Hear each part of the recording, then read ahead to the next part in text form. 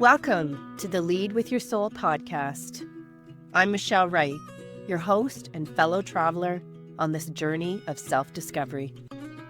This podcast is designed for women navigating life transitions and yearning to embrace their true selves. I'll be sharing my personal journey from navigating the complexities of divorce and blending families to reshaping my career to something that resonates with my soul.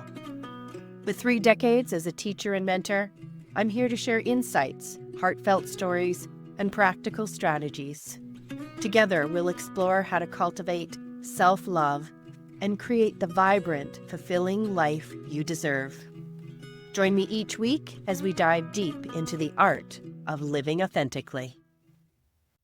Welcome to the Lead with Your Soul podcast, and I'm glad you're here for our mid-month messages for your soul. I pulled a few cards for us just to contemplate, just to really spark our own soul, our own intuition, and figure out where this message lands for each one of us.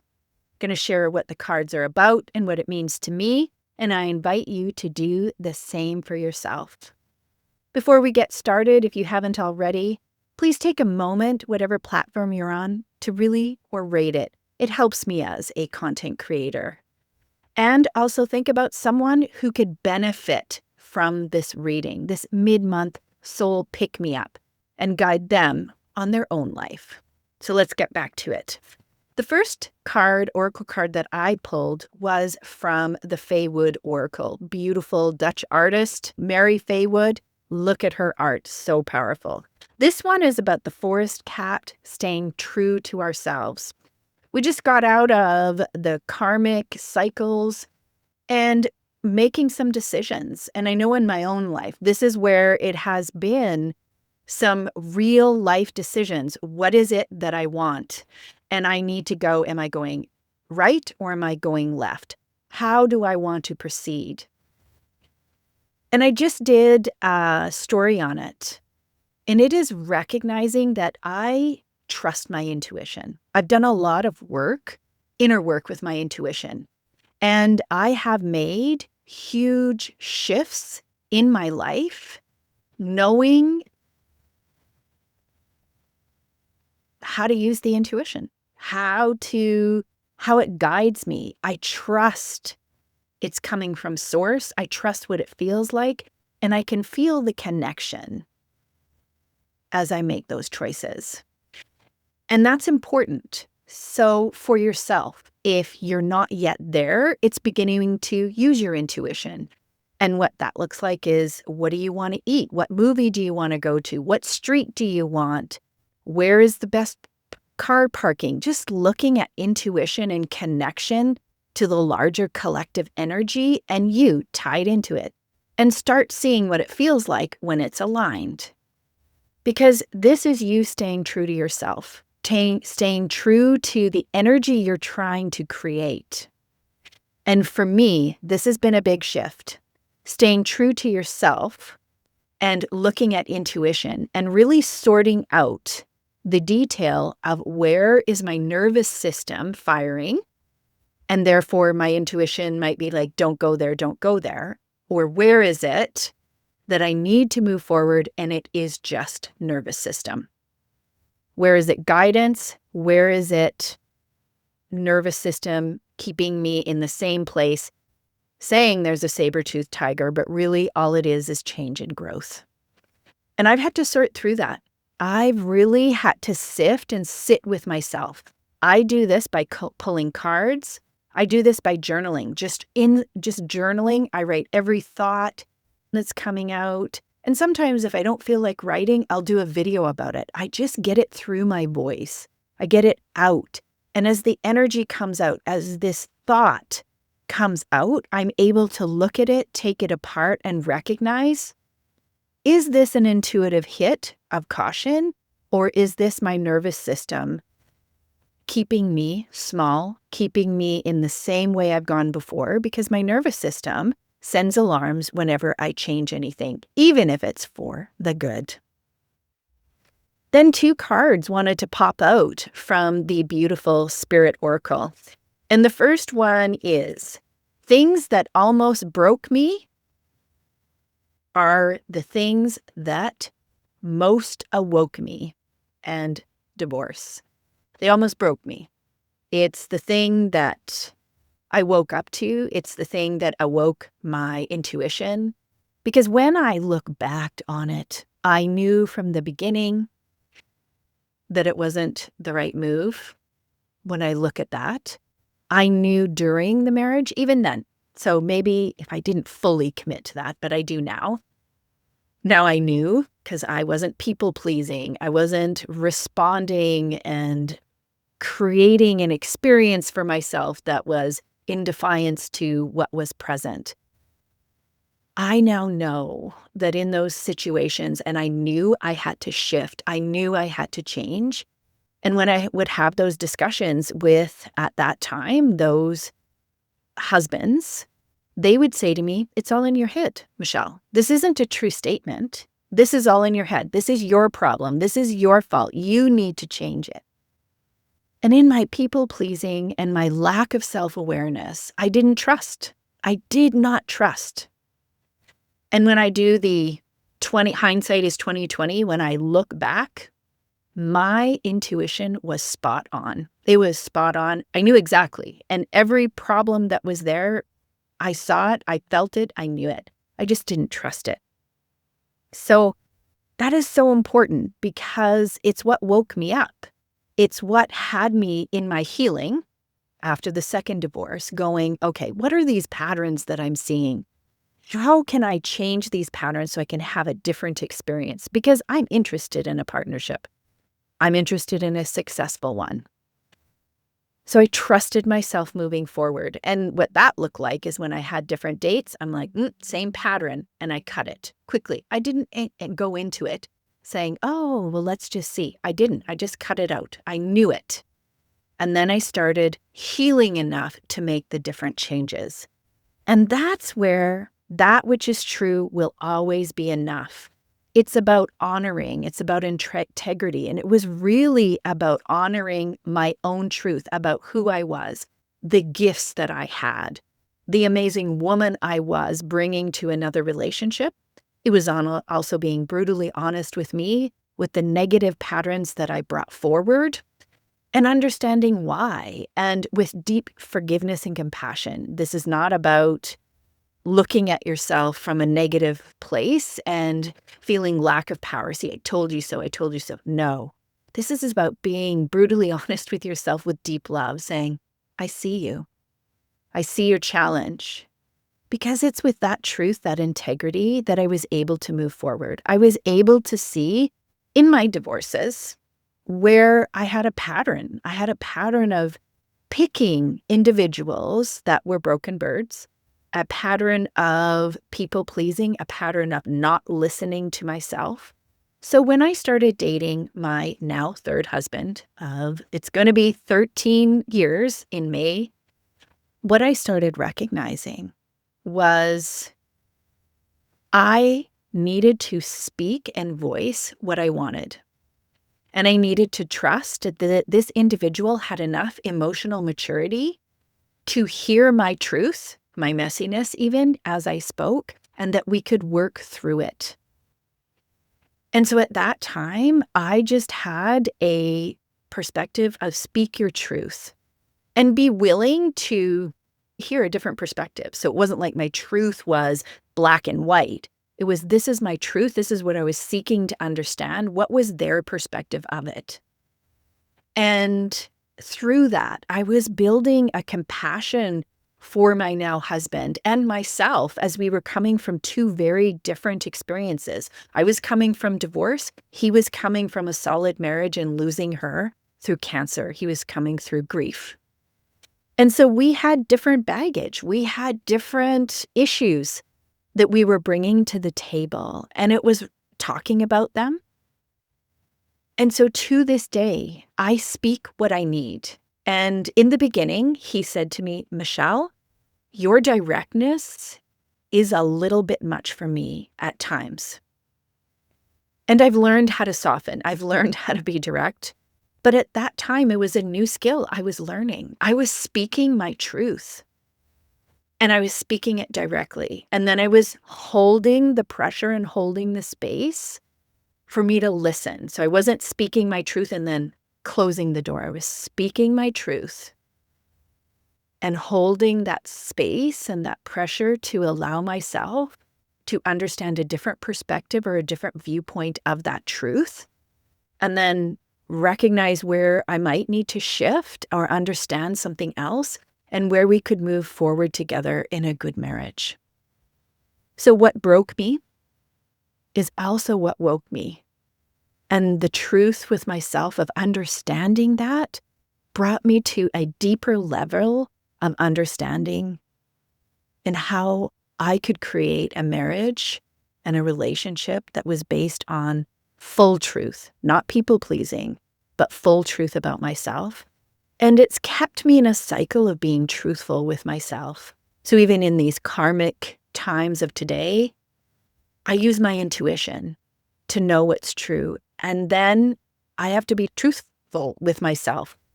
Where am I not showing up because I'm scared? Where am I not showing up because I'm procrastinating, which is a form of self-sabotage?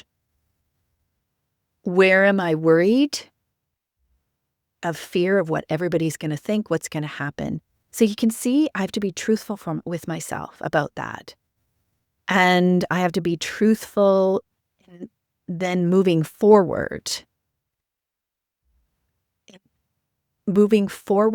with decisions that are aligned with my heart and my soul and where I want to go, which is this next card, which is the Judith Orloff's surrender cards. And it's surrender to the magic of who you are.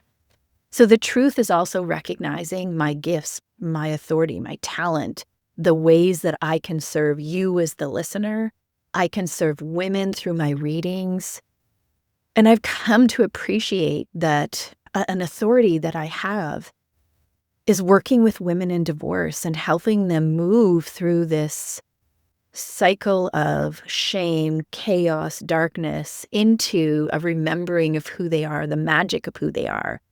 And for me, it has really been surrendering to that magic. So as I awake to the truth of my challenges and liberate myself from those patterns, it's also recognizing my awesomeness and learning to love me so deeply that I am willing to hold on to the what ifs in a positive way, knowing that I am worthy of easily receiving a beautiful relationship, 13-year marriage, that I'm easily worthy of receiving good friends and the support from people who truly love me, get me, and want me to succeed.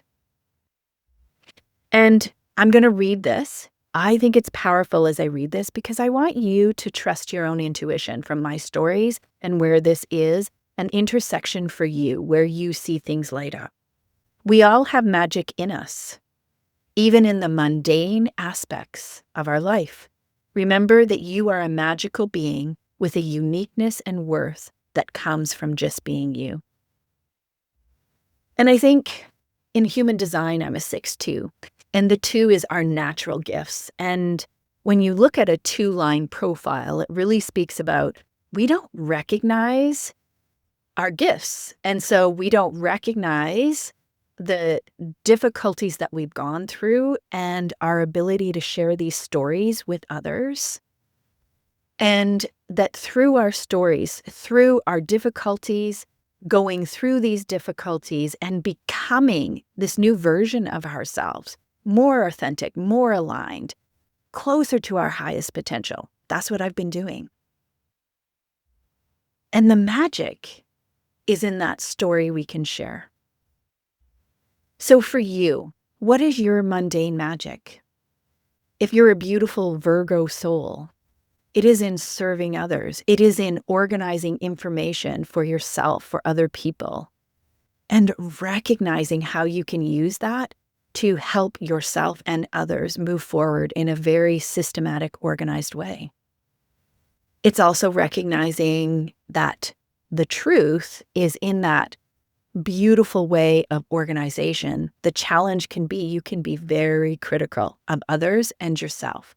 So where do you use that critical judgment and evaluation to give you clear ways to move forward? And where do you use it as a negative? So that's being truthful and then seeing the magic in the gift of what you have. And as you go through each astrology, as you go through each human design, we all fit in there. We all have the truth that we have to look at, the dualistic aspects of ourselves, and the magic that we came on this earth to be, that our souls are here today, and that our spirit team is just around us, cheering us on, saying, that's it, and holding us up when we're just in the grief of what's going on and in the grief of transforming and shifting and changing, and they just hold us. And so yesterday afternoon was a day I just needed to be held. And I'm getting better at this. I'm getting better of this wonderful balance of the masculine and the feminine energy. So the masculine is that doing, that's knowing and that doing and being in this world of doing it. And then the feminine is recognizing and leaning in when I need to sit and listen, when I just need to allow myself to process, when I just need to hold myself for whatever reason. And I don't have to have a big reason. It doesn't have to be some cataclysmic event.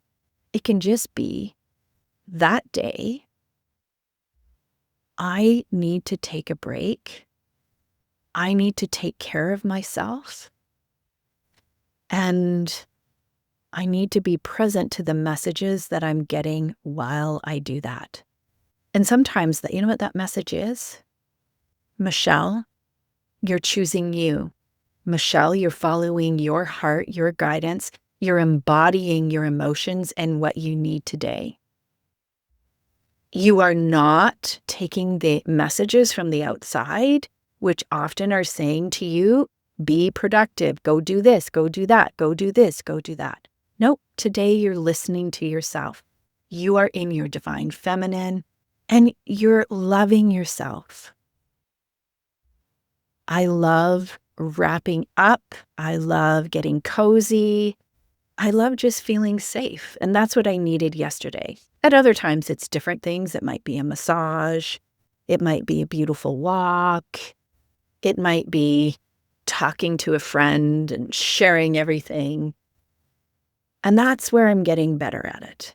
I'm getting better at understanding what I need at what moment, the divine energy and the masculine energy, and that my magic stays the same throughout all of it.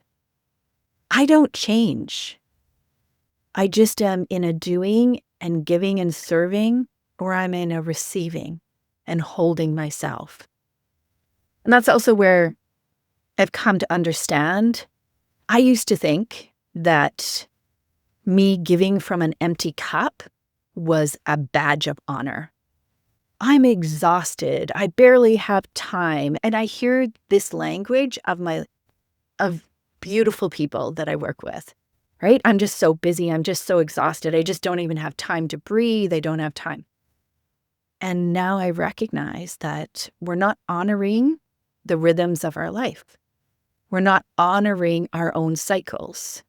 Now, I don't have a feminine cycle anymore,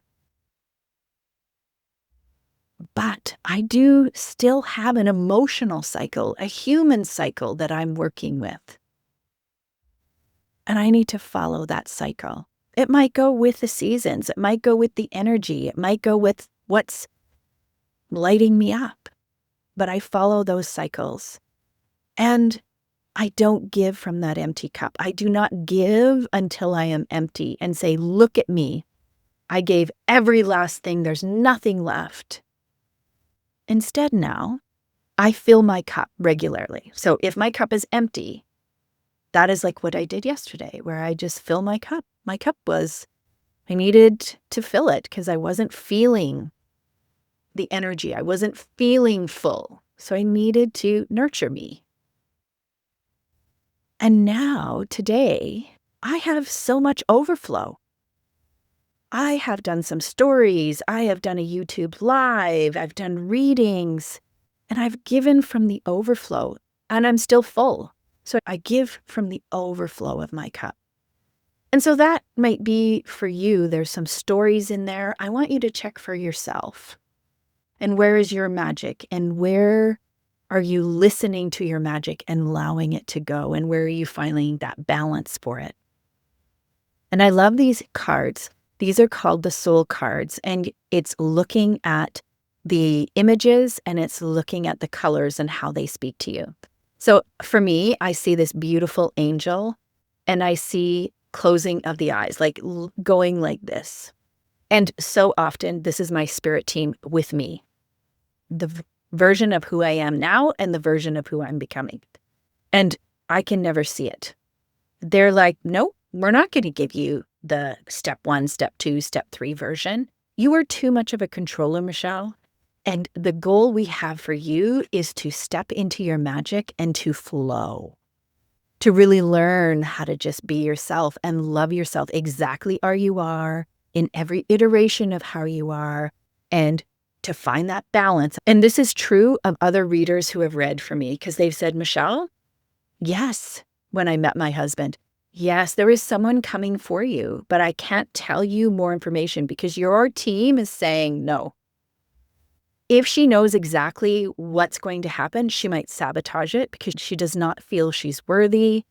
She may try to control how it's going to happen because she has a perceived perception in her mind of what this looks like, sounds like, feels like. No. I need you to be in the present, in the now, Michelle, and I need you to be working through it. That is my life, and I'm assuming it's your life. It's why we also have books about now is where we have the power. And it gets me to also, and I've talked about this, because if now is the power, it's really recognizing what I need, the anchors from the past that I can bring in as wisdom, and which ones are keeping me tied to fear, self-deprecation, patterns that deplete me. So it's recognizing that and cutting them and healing them with love and grace. And then it's stepping into the magic of who I am right now and who I am becoming. And it's holding that version of who I am becoming energetically, because I'm not there yet. And I've talked about it from the Joe Dispenza book, Breaking the Habit of Being You. It is this idea of really clearly understanding who you are becoming. For me, this means I am becoming a woman of competence, recognizing my gifts, my magic, my talents, recognizing what broke me, the truths that I have seen, being myself as I do it, and coming here to serve. It is recognizing that abundance can easily find me and to not give in to fear as abundance is coming in and going into an old pattern I have, which is, oh, if a good thing is happening, I need to prepare because a bad thing's going to happen. It's going to be taken away. And it isn't. Do you know what's been happening as I allow myself to hold the good and the positive? More positive things are happening. Where the negative comes in is in my mind. And when I don't give myself that divine feminine of recognizing and listening to my heart, to the universe, and saying, oh, I'm going into a nervous system overload. Take care of yourself today, Michelle. When I do that, it allows me to just lean in and be present with love for myself. And so for you, what is the power of your now? What is the version of who you're becoming? What is your magic? What is the truth of what broke you so it woke you? And how can you give yourself such love, grace as you understand it? You see the patterns and you take it into yourself as a pearl of wisdom and a deeper understanding of who you are and that it happened for you so that you can move to this level and create this version of yourself, and therefore help everyone around you understand that. It is a powerful time for us in 2026, 2027. It continues to be. It continues to be just an amazing transition, an amazing up and down. And I see that with my loved ones. I see them going through challenging times and absolutely incredible times. There seems to be just this real dualistic two flips of the same coin, and recognizing that you are the same within each of them and you have done nothing wrong. As difficult challenges come and as good things come, this is you experiencing a full life in this moment, in this time. And you haven't done anything wrong. Where I have started to be honest, though, is when I get stuck in the victim consciousness. This is happening to me. I am recognizing that those patterns keep me tied to the past, keep me tied to a real negative, difficult frequency, and I'm getting myself out quicker into the positive.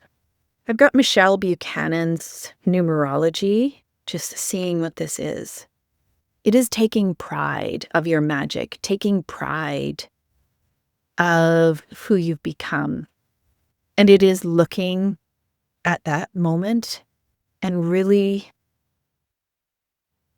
looking in the mirror and saying, I'm proud of you. I'm proud of you going through difficult things.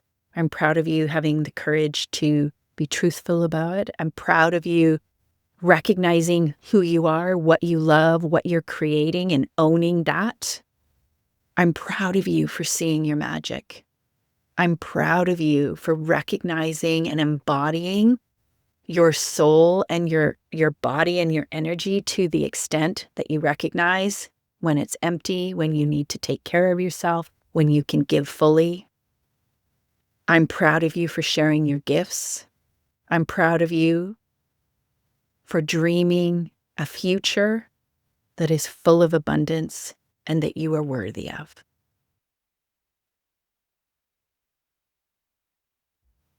I hope in these mid-month messages, you find a string that just sets you off in your own inner journey, in your own deep inner work. And I hope you find your magic and you see how you are just worthy of such amazing love, joy, bliss, and wholeness, even in the challenging times. Once again, connect with me on my Instagram at michellewright.co. Connect with me on my YouTube channel at Lead With Your Soul Podcast. Connect with me for YouTube Lives on Friday and Coffee and Cards on Monday. Connect with me for readings and mentorship. I love being with you. I love being in your energy. And until next time, keep leading with your soul. That wraps up another episode of the Lead With Your Soul podcast. I'm so grateful you chose to spend this time with me. As you navigate your own life transitions, remember to be gentle with yourself and embrace the journey. If you found value in today's episode, please subscribe and share it with others who might benefit. Join me next week for more insights and inspiration. Until next time, keep leading with your soul.